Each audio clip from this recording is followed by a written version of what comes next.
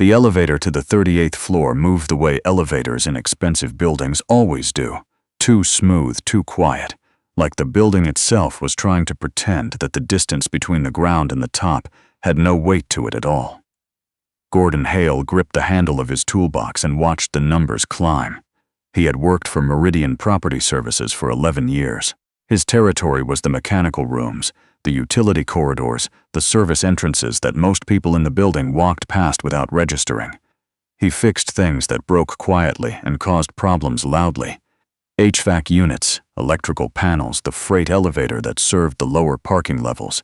He was good at his job. He had never once been called to the 38th floor.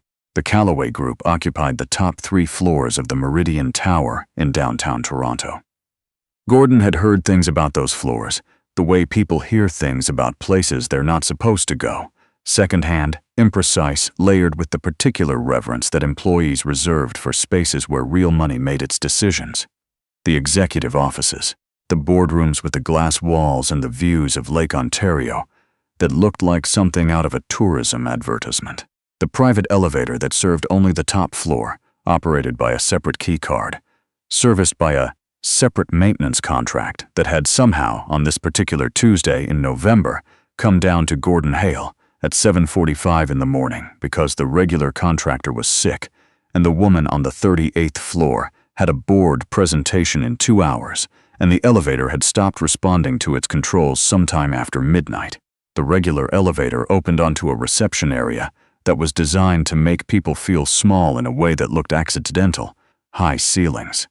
A desk made of something that was either reclaimed oak or an extremely convincing imitation of it. A young man in a suit that fit better than anything Gordon owned sat behind the desk and looked at Gordon the way people who worked in places like this learned to look at people who carried toolboxes. Gordon Hale. Maintenance. He held up his badge. The private elevator on the north side. The receptionist checked something on his screen. Miss Ashworth is expecting someone from facilities. Third door on the left, he said, and then returned to whatever he had been doing, which did not appear to involve acknowledging that Gordon was still standing there. Gordon walked. His boots made no sound on the polished floor, which he appreciated. He found the third door on the left. It was closed. He knocked twice. "Come in." The voice was precise. Not cold, but organized. The voice of someone who had learned to contain exactly as much as she intended and not a syllable more. Gordon opened the door. The office was large in the way that offices at that level were always large, but it didn't feel excessive. It felt deliberate. Everything in it had been chosen for a reason.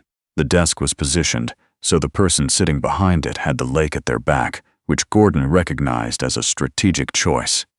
Anyone sitting across from her would be looking toward the light. Diana Ashworth was standing near the window when he came in, not sitting. Standing with her arms crossed and her phone in her right hand, reading something with the focused intensity of someone who had been awake for several hours already. She was in her early 50s, Gordon guessed, though there was something about the way she held herself that made her age feel irrelevant. She wore a charcoal blazer over a dark blouse. Her hair was silver, worn short, with the kind of ease that suggested she had stopped thinking about it as a variable a long time ago. She looked up when he entered. Her eyes moved over him briefly, not unkindly but completely, the way people in her position learn to assess without appearing to assess. "You're from facility," she said. "Gordon Hale. I was told the private elevator has stopped responding since sometime last night. I need it running before 9. Diana set her phone down on the desk. The car itself is on the south side of that corridor. She gestured toward a door to her left. The panel inside is the issue, from what I understand. Nothing mechanical, just the control interface. I'll take a look." She nodded, and he went through the door she'd indicated into a short hallway that ended at the elevator car. The doors were open. The car was there, sitting at floor level, which meant it hadn't dropped anywhere. Good news. Gordon stepped inside with his toolbox and crouched in front of the control panel. It was an older system, retrofitted into the newer building, which was exactly the kind of installation that caused problems quietly for years before failing at the worst possible moment. Gordon had seen it before. He opened the service panel on the side wall and started working through it methodically, checking the relay board, the communication lines, the card reader interface that had probably accumulated enough dust over 3 years to confuse the system's recognition software. Diana Ashworth came to stand in the doorway while he worked. She didn't hover or ask questions. She stood with her arms crossed and her phone in her hand and did not pretend she wasn't watching, which Gordon found easier to manage than people who pretended they weren't. He worked in silence for several minutes. The relay board was fine. The communication lines were fine. He found the issue in the card reader interface, a corroded connection on the secondary authentication board, small enough to have caused intermittent problems for months before finally giving out entirely. He cleaned it, checked the surrounding components, replaced a connector that was borderline, and reset the system sequence. The panel lit up. Gordon stood, closed the service panel, and pressed the call button on the interior wall. The elevator hummed. The doors slid closed, then open again. "That should hold," he said. "If you have any more issues with it, the card reader itself might need replacing in the next year or so. But for now, the connection's clean." Diana looked at the panel, then at him. "You found it quickly. It's a common issue with retrofitted systems. The authentication boards don't like temperature fluctuations, and this building runs cold at night." She nodded slowly, as if filing that away. Gordon gathered his tools and started for the door. He was almost through it when he noticed the photograph. It was on the credenza beside the door, slightly angled away from the room as if it had been placed there to be seen by the person leaving rather than the person sitting at the desk. A framed photograph, 8 by 10, showing a woman standing on a rocky shoreline somewhere on the shield. The kind of landscape you saw north of Georgian Bay, granite and pine and water, so clear it looked cold even in a photograph. The woman in the image was Diana Ashworth, unmistakably, though she looked different from the version standing 6 feet away from him. She was wearing a canvas jacket and hiking boots. Her hair was longer, or maybe just less styled. She was laughing at something outside the frame, her face turned slightly, the way faces look when they're not aware of being photographed, or don't care. Gordon looked at the photograph for a second too long. He didn't say anything. He was already moving toward the door, already calculating how to make it into the hallway without having made a thing of it. But Diana Ashworth had been watching him, and she noticed. "That was taken at Killarney," she said, 3 summers ago. Gordon stopped, turned back. There was something in her voice that was different from the voice she'd used to tell him about the elevator. Not warmer exactly, but less organized, like something had shifted a register. "It's beautiful country up there," he said, because it was, and because he didn't know what else to say, and because the truth was almost always simpler than the alternatives. Diana looked at the photograph herself then, as if she'd forgotten it was there, and had only just remembered. She was quiet for a moment. "Do I look different?" she said, not quite asking. "In that photograph?" Gordon considered the question. He was aware that there were a number of ways to answer it, most of them easy, most of them wrong. "You look like you're somewhere you chose to be," he said. The silence that followed had a texture to it. Diana looked at him with an expression he couldn't read easily. Not quite surprise, not quite something else, but somewhere in that territory. "That's a specific thing to notice," she said. Gordon didn't answer that. He wasn't sure there was an answer for it that wasn't more personal than the situation called for. He said goodbye. He walked back through her office, past the desk positioned for the light, past the receptionist who did not look up, into the elevator that worked now and down to the floor where his next call was waiting. A water pressure issue in the mechanical room on 12, something that had a solution and a cause, and no particular weight to it. He spent the rest of the morning in the building's infrastructure, fixed the water pressure issue, replaced a ballast in the lighting panel on 7, ate his lunch in the parking level sitting room that the maintenance staff shared, a room with a folding table and a coffee maker that needed descaling and a window that looked out at the parking structure's concrete wall. His phone had a picture on it, the lock screen. His daughter Maisie, 14 years old, sitting on the dock at his brother's place in Muskoka, squinting at the camera the way she did when she was happy about something, but didn't entirely want to show it. He'd taken it in August, 3 months ago, before the fall had settled in and she'd gone back to school and their life had returned to its usual rhythm. Him at work by 7, her at school by 8, dinner at 6 when he could manage it, homework and television, and the specific silence of a house with 2 people in it who loved each other, but weren't always sure what to say. Gordon had been raising Maisie on his own since she was 4 years old. He was not someone who spoke about this readily or dwelled on it as a defining condition. It was simply the shape of his life, the same way the work was the shape of his life. You did what needed doing, you showed up, you fixed what was broken, and you came home. He finished his shift at 4:30 and drove home in the truck he'd had for 8 years, which had a heater that worked when it wanted to, and a passenger seat occupied permanently by a bag of Maisie's school things that neither of them had gotten around to moving inside. Maisie was at hockey practice until 6. Gordon made dinner, pasta, a jar of sauce he'd bought on sale, the kind of meal that required nothing from him except the time to make it, which was most of what he had to offer on a Tuesday.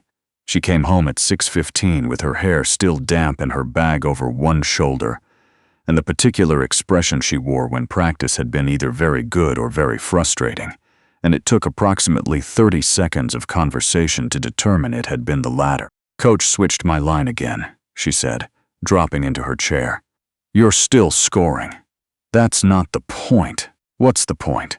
She looked at him across the table with the 14-year-old's expression that communicated, without words, that he understood less than he thought he did. He had been receiving this expression for approximately 2 years and had learned that the correct response was not to argue with it. After dinner, he washed up and she did her homework at the kitchen table, and they watched 40 minutes of something on television, and then she went to bed and Gordon sat with a cup of tea that went cold and thought, without meaning to, about the photograph on the credenza. Not about Diana Ashworth specifically, about the way she'd looked at it. The way people looked at photographs of themselves from a time they couldn't easily get back to. He'd had a photograph like that once. Him and Maisie's mother on their honeymoon in Nova Scotia, standing on the cliff walk at Ingonish, both of them laughing at something neither of them would be able to remember 5 years later. He'd taken it off the wall 3 years after she left because Maisie kept asking questions about it that he didn't know how to answer at the right level for a 7-year-old. And somewhere in the moving and the not moving it had ended up in a box in the storage locker downstairs. He hadn't looked for it in years. He went to bed at 10:30. He got up at 6:15. He drove to work.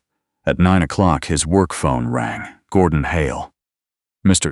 Hale, this is James from the Executive Administrative Office. Miss Ashworth would like to speak with you. Would you be available to come up to the 38th floor at 9:30? Gordon held the phone for a moment after the call ended, running through the previous morning the way he always ran through things when he suspected he'd made an error, methodically, looking for the specific place where he'd gone wrong. He couldn't find one. The elevator was running. The work was solid. The conversation at the end had been unusual, but he hadn't started it. He went at 9:30. The receptionist recognized him this time, waved him through. Diana Ashworth was at her desk when he came in. She was in the middle of reading something, and she finished the sentence before she looked up. Not rudely, but honestly, the way people who respected their own time moved through it. "Close the door," she said. "Sit down." Gordon sat. The chairs across from her desk were better chairs than anything in the maintenance staff room. He noticed this in the way he noticed most things, without judgment, just as information. Diana set the document aside. "I'm going to ask you something," she said, "and I need you to answer it the way you answered things yesterday." Gordon waited. "When you saw that photograph on the credenza, you didn't say anything polite. You said something specific." She paused. "Why?" He thought about that. "Because you looked like you were asking," he said finally. Something moved in her expression. Not quite a smile. Something more considered than that. "Most people," she said, "when they're in this office, in whatever capacity, they don't say specific things. They say expected things. They say what the situation seems to call for." "That's usually easier for everyone," Gordon said. "Yes." Diana leaned back in her chair, and useless. She looked at him in the way she'd looked at the photograph the day before, as if she was trying to work something out. "I had my assistant look up your file this morning. That's your right. 11 years with Meridian. Before that, 17 years with Vance Industrial. Before that, a journeyman certification and 2 years apprenticing under a man named Harold Price in Sudbury, who, according to a note in your original employment file, called you the most mechanically intuitive person he'd trained in 20 years. Gordon said nothing, Faye. "You've been offered 3 supervisory positions in 11 years at this company," Diana continued. You've declined all three. You drive a 2016 pickup truck and you live in a 2-bedroom apartment in Etobicoke. You have a daughter who plays hockey. Her name is Maisie, Gordon said. She's 14. Diana nodded slowly. You're not invisible here because you're overlooked. You're invisible because you've chosen to be. There's a difference, he agreed. Why? He thought about Maisie, about the dock in Muskoka and the picture on his phone, about the specific mathematics of a life organized around another person's stability. Because my daughter has needed consistent things, he said. A father who comes home at the same time. Health coverage that doesn't change. A school she doesn't have to leave. Visibility costs things I wasn't willing to spend. Diana was quiet for a moment. When she spoke again, her voice had moved into a different register. Still controlled, but less defended. I built this company when I was 27 years old, she said. I had $40,000, a business plan that 3 banks told me was overly optimistic, and a very clear idea of what I was trying to make. She looked toward the window, not the view, just the light. That was 26 years ago. Now I sit in rooms with institutional investors who manage assets worth more than some provincial budgets, and they pay attention to what I say, and I cannot tell you the last time I said something that felt like it came from the person in that photograph. Gordon let the silence sit where she'd put it. Yesterday you said I looked like I was somewhere I chose to be, Diana said. That was the Killarney trip. I went alone. 4 days in October, no phone reception past the first kilometer of trail, no schedule, no one waiting for a decision. She paused. It was the only time in the last 6 years I didn't feel like an institution. He understood, in a general way, what she was describing. He'd seen it in other forms, in people who had organized their lives entirely around performance until they couldn't find the thing being performed for anymore. It was a particular kind of loneliness, the kind that was hard to name because everything around it looked like success. I'm not sure why you're telling me this, he said, not unkindly. Diana turned back from the window, because I'm about to ask you something that requires you to understand the context. She opened a drawer and put a folder on the desk between them. I'm building a small team, she said. Internal project, confidential. We've been losing senior talent at a rate that doesn't match our compensation data, which means the problem isn't financial, it's structural. I need people who can tell me what the building actually feels like to the people inside it, not the survey data, not the exit interviews that everyone sanitizes before they submit them, what it actually is. Gordon looked at the folder without touching it. I'm a maintenance technician, he said. You're someone who has worked in this building for 11 years and has never once been invited to participate in anything above the 3rd floor, Diana said. You know what the freight elevator smells like. You know which managers treat the cleaning staff like furniture and which ones learn their names. You've watched this company from its infrastructure for over a decade, and nobody has ever asked you what you've seen. She pushed the folder across the desk. I'm asking now. Gordon picked it up. It was heavier than it looked. A real document, not a gesture. This would be in addition to your regular position, Diana said. Meetings twice a week, probably evenings. Compensation increase of 18%, plus a project completion bonus. 3 months, structured deliverables, small team. 6 people including yourself. Gordon thought about Maisie, about Mrs. Tamboli next door, who sometimes watched her when he had to work late and who refused to take money for it on the grounds that watching Maisie was enjoyable and money would make it a transaction. About the college fund that was doing what it was doing, which was not quite enough. Can I take this home? He said. Read it properly, of course. Diana stood, which meant the meeting was ending. I want to say one thing clearly, she said, and her voice had the particular quality of someone choosing words with intention. I'm not doing this because of a moment of sentimentality about a photograph. I'm doing it because in 30 seconds of conversation you said something true that no one in this building has said to me in years. That's a resource. I know what to do with resources. Gordon stood. He tucked the folder under his arm. At the door, he stopped. He wasn't sure why he said it. He had said the thing he'd said the day before without quite meaning to, and apparently that habit had not resolved itself. You should go back, he said. She looked at him. To Killarney, or somewhere like it. He held the folder, not as a reward for finishing the project. Before. People make better decisions when they still remember what they're making them for. He left before she answered. The elevator down felt different the way things feel different when the frame around them has shifted. Gordon drove home, collected Maisie from Mrs. Tamboli's, sat at the kitchen table after dinner while she did her math homework, and opened the folder. Inside was a project overview with timelines and objectives and team structures that were thorough and clearly written. Behind the last page was something handwritten, brief, on paper that had the Callaway Group letterhead at the top. "You were right about the photograph." D.A. Maisie looked up from her homework. "What's that?" Gordon put the note back in the folder. "Work thing," he said. She gave him the look, the one that meant she knew there was more and had calculated that asking further would not produce it. Is it good or bad? He thought about it honestly, the way she'd trained him to by asking direct questions, since she was old enough to understand that adults tended to package things. "I'm not sure yet," he said. "Maybe both." She nodded, as if that was a reasonable answer, and went back to her homework. He read the full document that night after she'd gone to sleep, sitting at the kitchen table with the overhead light on, and the building settling around him the way old buildings did in November, contracting against the cold. The project was real. The methodology was rigorous. It was the kind of thing that, if it worked, would actually change something. Not the kind of internal initiative that was designed to produce a report that would be filed and referred to at future meetings as evidence that the issue had been addressed. He called the number on the cover sheet the next morning and said yes. The first meeting was the following Thursday. Gordon arrived at the 38th floor at 6 in the evening in the same shirt he wore to work, because he had not bought new clothes for the occasion and did not intend to. The conference room had 4 other people in it already. A woman from legal named Pauline, who had the air of someone who had spent a career saying careful things carefully.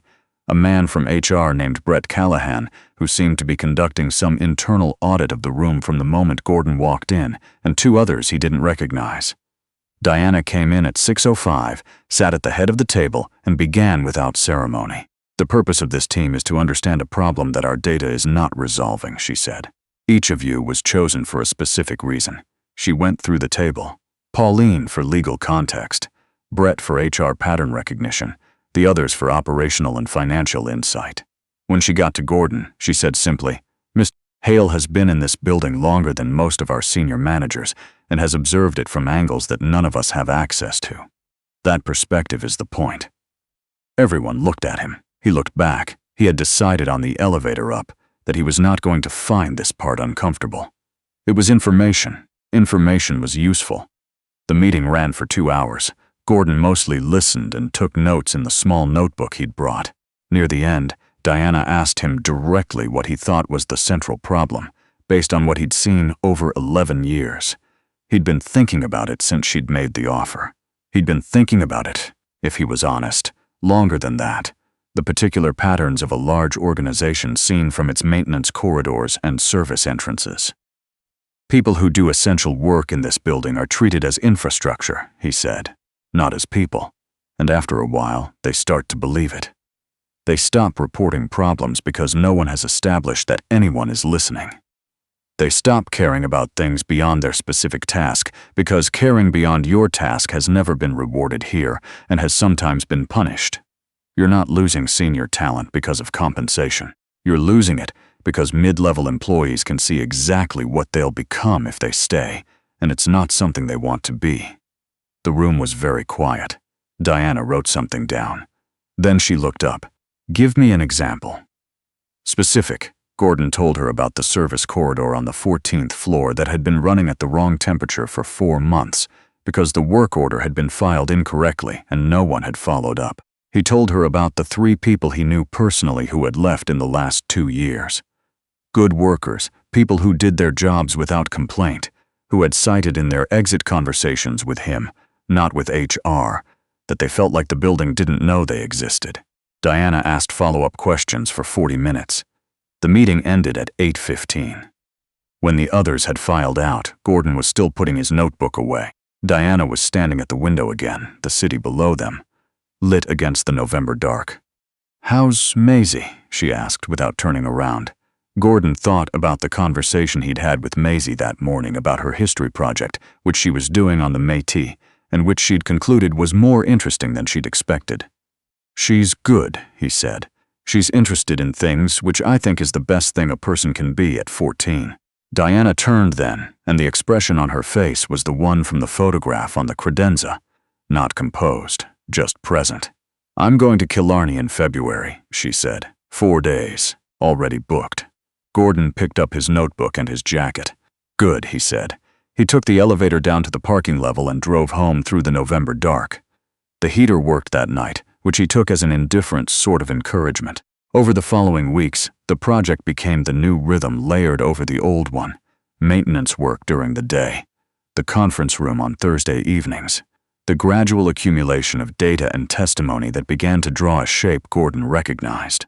He interviewed 15 employees over the course of the project, sitting with them in the staff rooms and the freight elevator lobbies and the parking level break room, asking questions and then getting out of the way of the answers. What he heard confirmed what he'd suspected and revealed things he hadn't known. The particular geography of an organization's dysfunction, the specific places where good intentions had calcified into indifferent procedure. He brought it to the table without softening it. Diana wanted the real thing. He gave her the real thing. In the 5th week, she asked him after a meeting what he thought about a proposed anonymous reporting mechanism. He told her it would work if it was genuinely anonymous and consequential, and fail if it was either performative or punitive, and that the difference would be communicated not through policy language, but through what happened the first 3 times someone used it. She implemented it with a structure that reflected almost exactly what he'd described. In the 7th week, Maisie asked him why he seemed different lately. He thought about it. I'm doing something that uses a different part of me, he said. Maisie considered this. Is that good? Yeah, he said. I think it probably is. On the last Thursday of the project, the full team presented their findings and recommendations. Diana received the report and asked questions for an hour. Precise questions that indicated she had read everything they'd submitted before the meeting and had thought about it independently. When the meeting ended and the others had gone, she didn't immediately return to her desk. She stood at the window, with her arms crossed, looking at the lake, which in January was the color of pewter at the edge of the ice shelf. I want to tell you something, she said to Gordon, who was still in the room.